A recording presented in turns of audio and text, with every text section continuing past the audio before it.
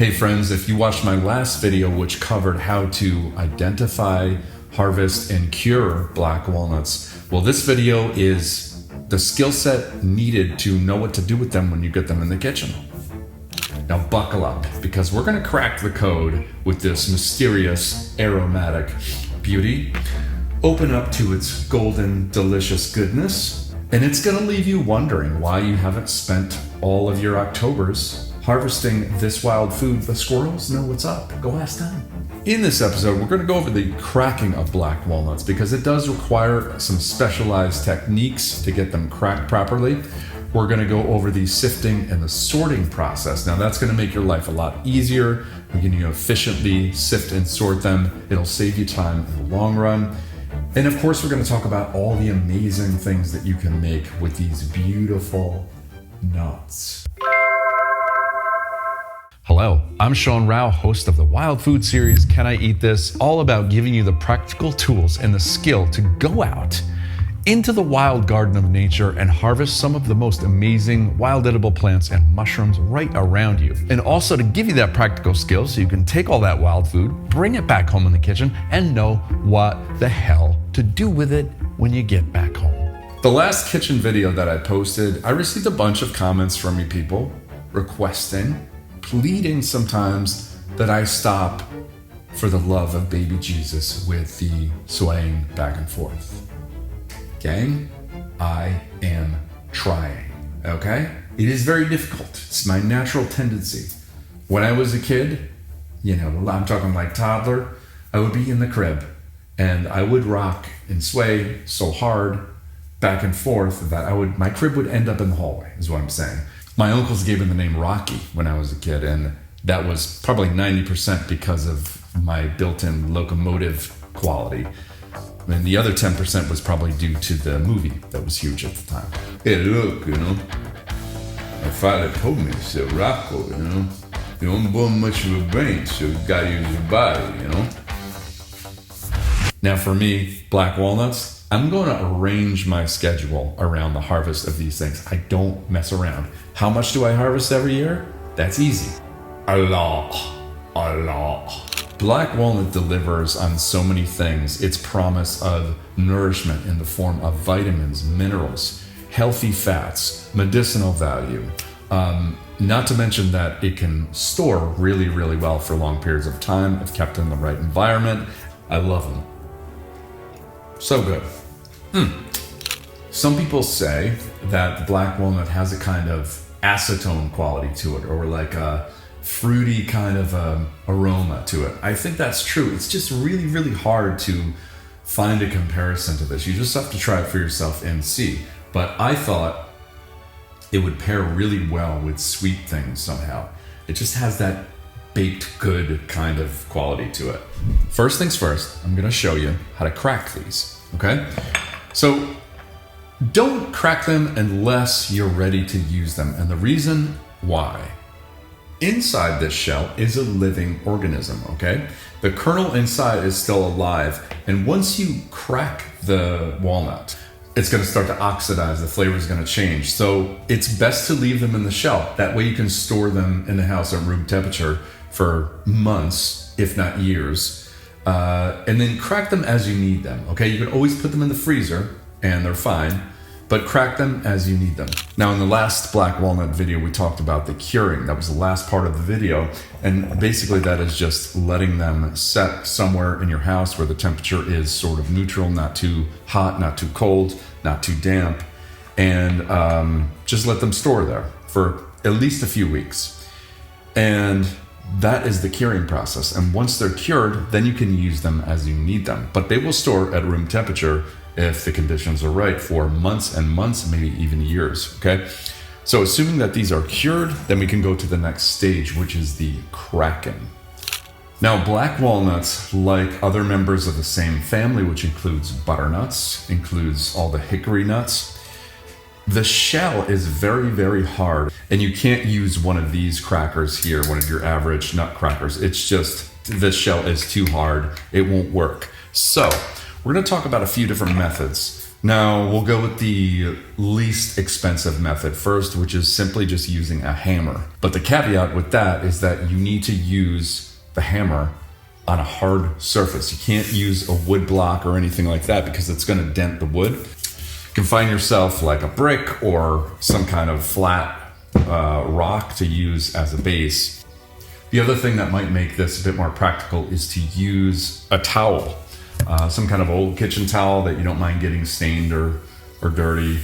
And what the towel will do is just kind of hold the nut in place so the parts don't go flying all over the place. So we're just going to give this a whack. All right. As you can see, so I cracked it there. And then you will have to sort of re-crack with this. And here are some fragments. You're not going to get a whole walnut this way. In fact, you never really get a whole black walnut. You might get a half. More times than not, it's going to be quarters. And that's just the way the inside is all convoluted. So it's really hard to get a whole piece in there. But we want to make sure that we do get all these quarters as best we can. See, there's a piece right there.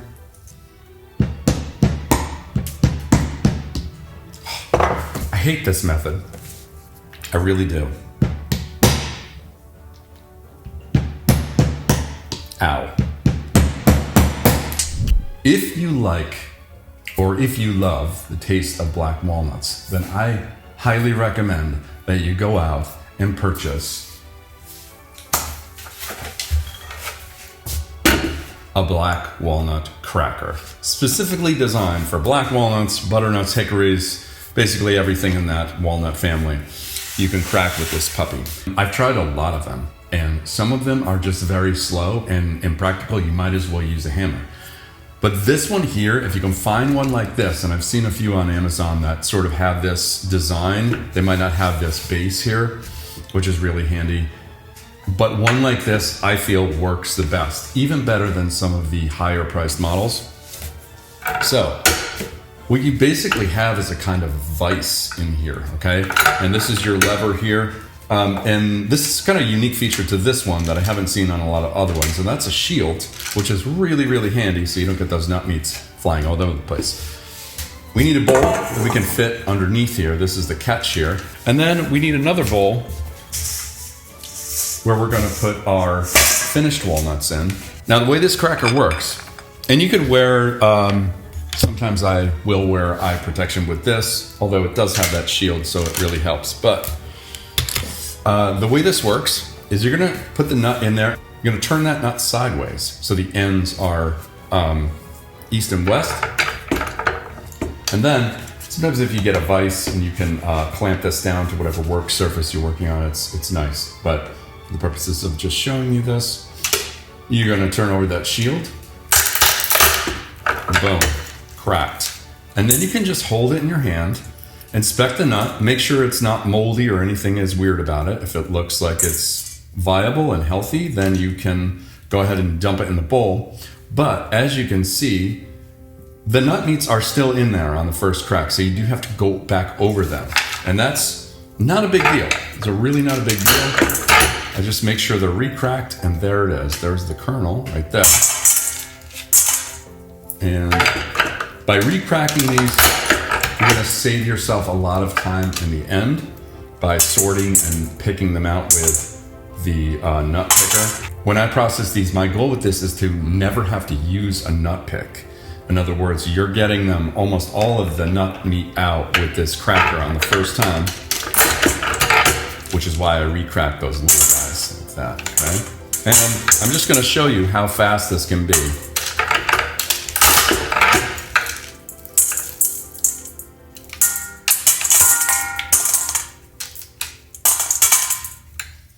This whole bowl might take about a half hour to get them all cracked, but to make the time go by nicely, I will just usually listen to something in headphones, podcast or something, and I don't know, it's kind of a meditation.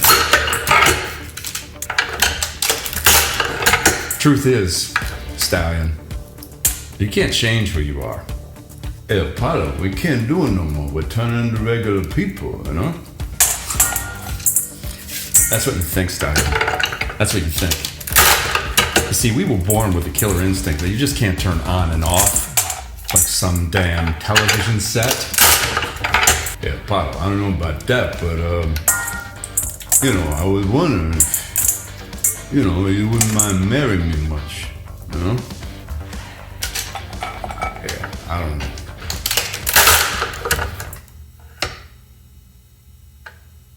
Sure. All right, we are ready to move on to the next stage, which is the sifting and sorting. Let me walk you through what I do here. A couple things you're gonna want for this. One is a sheet pan, okay? And the other is some kind of basket that has holes in it that are the right size. So the right size would be something that doesn't let the larger chunks of nut meat go through, but lets out the smaller bits and the dusty parts of the shell fragments. This is important. Let me explain why it's good to do this. When you crack black walnuts, whether or not you're using a hammer or a black walnut cracker, what you get, especially on the bottom of this, is very, very small bits of shell, dust from the shell, and of course the nut meat. And sometimes the nut meat is very small. What happens is when you go to the next stage of sorting these out, since the kernel is oily and the shell bits are very, very small sometimes, and also the shell dust is minute, it tends to stick to the nut meat in a way that's super annoying when you go to try to separate them. You can end up getting little bits of shell in your mouth, and you do not want to chomp down on those. I've never seen anybody talk about this or do this, but I find this is so helpful when it comes down to the sorting process. It'll make your life a lot easier. And what you do is just take a few handfuls, not too much. You don't want to crowd out the basket, but it's just a fry basket, but you can probably find something in the kitchen aisle of the store that suits this purpose. All right, so we're gonna go, and we're just gonna shake a little bit. And as you can see those shell bits right here? And you can probably see the dust in there, right? So there's little dusty pieces.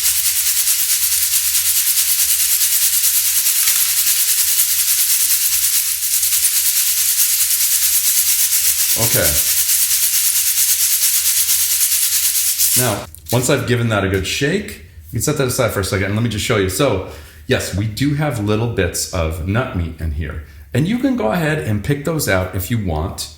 It might be easy to get some of those chunks, but honestly, you might just not want to waste your time. That's why I gather a lot. You really need to get enough so that although you're discarding some of it, you have enough in the bank to go around, okay? So there we go. We're gonna chuck this. We're not gonna throw it in the garbage though. We're gonna give it back to the earth, give it back to the land. The squirrels and the rodents will be so happy to get that. Now we're at the final stage here, which is the sorting. With the sorting, I like to have some really good lighting overhead so you can really tell what's shell and what is kernel, okay? And just do a little bit at a time. Spread it out. I'm usually sitting down for this. Usually have headphones on, or I'm talking to somebody. It's a good communal activity. Yeah, it's a good activity to pay your children to do with you. You have to pay them. And then you're just gonna go and pick out the big juicies. Look at, you see, you can go pretty fast here. And that is primarily because I did my due diligence to remove all the dusty bits. All right?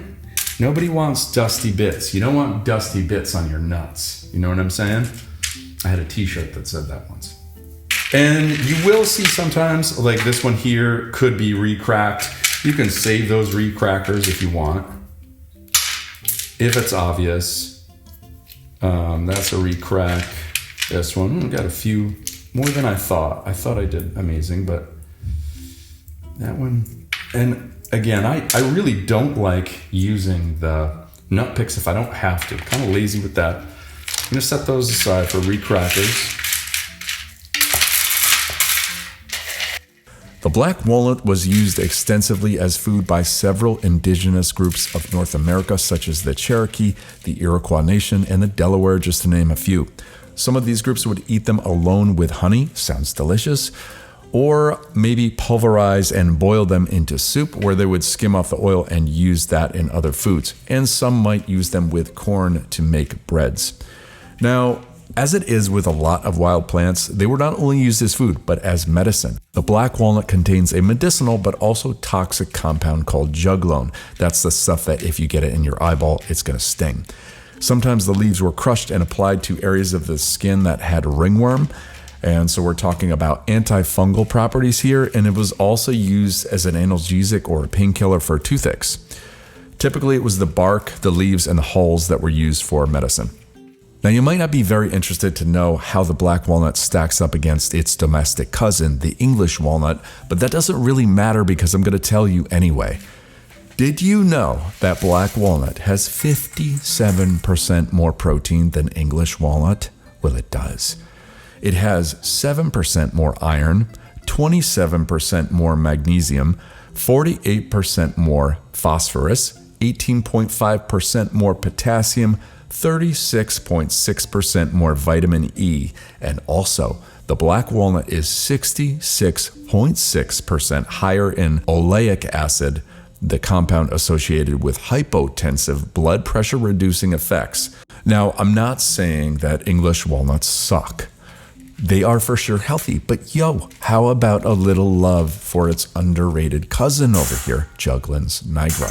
Give it up. There you go. I'm quite happy with that. What I'll do though is I will go through one more time. Let's see, I see one little shell bit there. I'll go through and just inspect one more time.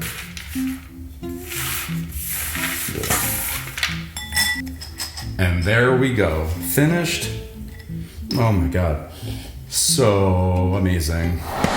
Now, one of the things you can really do here to honor the amazing flavor and aroma of the deep, rich black walnut is to use it in baked goods or something sweet, right? I found that it pairs amazingly well with bananas. These guys. So I have everything I need here to make an amazing black walnut banana bread. In this recipe, I'm also going to exchange some of the commonly used items for wild components, like this white oak acorn flour. This was harvested this year by myself, as well as this white oak acorn starch. This is from the same acorns, but you can process the starch and the acorn meal separately if you want to. We're also going to use maple syrup instead of the sugar, okay, instead of white sugar. Works just fine. One of the star ingredients here in this recipe is using homemade kefir. Now, I've made it before plenty of times without that. It doesn't get, ladies, I'm sorry. It doesn't get moist. Not as moist as I would like it. But with that kefir, and you probably use Greek yogurt or something like it, it really does seem to work well for that. The first thing I did to get this started was to preheat the oven for 20 minutes at 350. Then you just, I have here a greased cake pan. Let's do our dry ingredients first. All right, so the first thing I'm going to do with this recipe is to pour in 135 grams of all-purpose flour. And then I'm going to pour in about 80 grams of white oak acorn flour.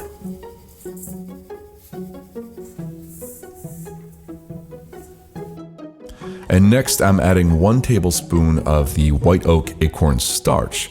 Now remember I was saying to you that you can process acorns into flour, and you can actually catch that starch from the acorn and separate most of it out from the flour. You don't have to, but you can separate the two if you want to.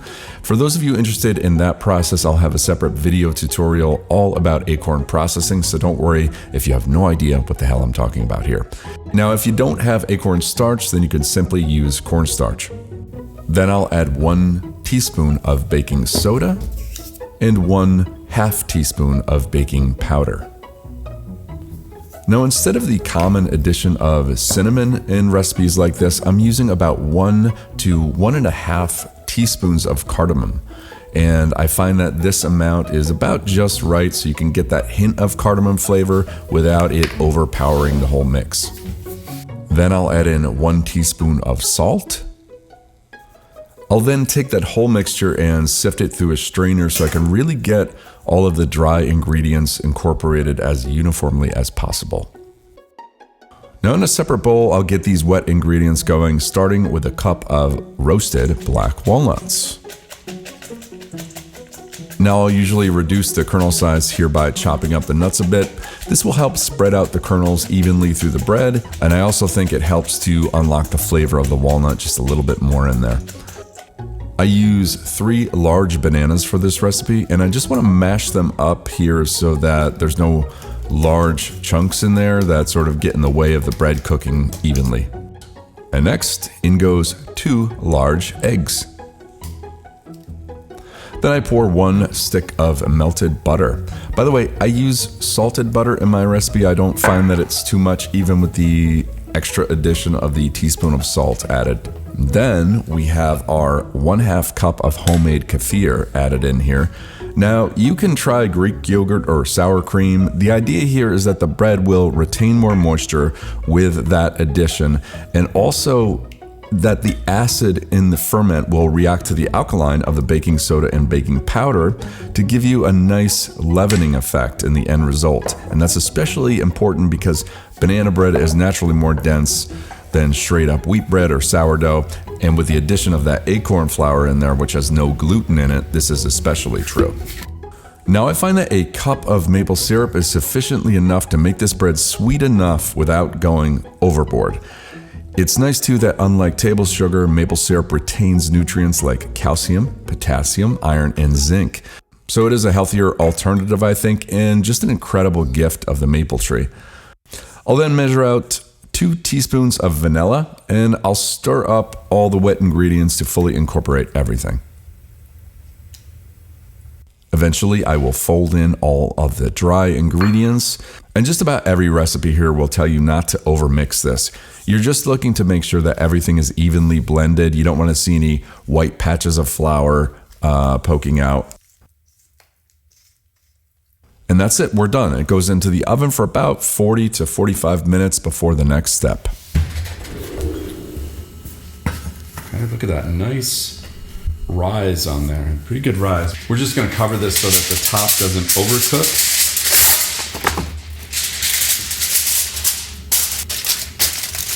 And that's going to go back in the oven for about 15 minutes.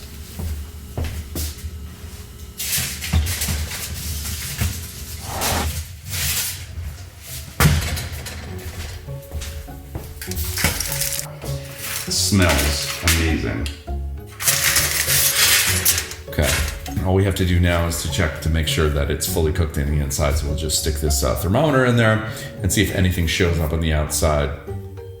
As they say in Jersey, moment of truth. Moment of truth.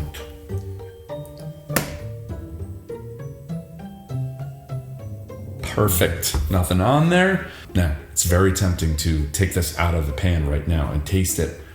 It's not like I haven't done that before, but go take a break. Just chill out. We got about an hour. We just got to let that sit, and then we'll take it out of the pan, and it's going to be good. It's going to be good.